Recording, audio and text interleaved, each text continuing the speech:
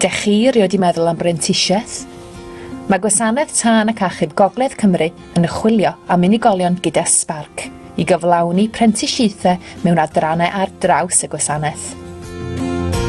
Helo, enw fi ydy Jordan Davies.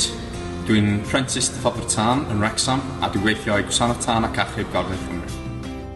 Nes i trio am prentisiaeth achos oeddwn i'n hoffi'r syniad o fod yn Dyfodol Tân ac i ddysgu ac wneud arian ar yr un pryd.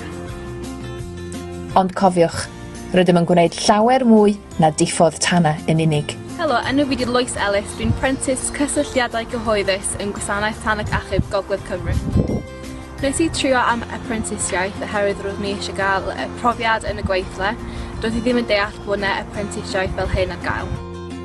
Dwi'n hoffi gweithio i Gwasanaeth Tân ac Achub Gogledd Cymru oherwydd mae yna llawer o elfennau i'r swydd a dwi'n joio bob un o'n nhw.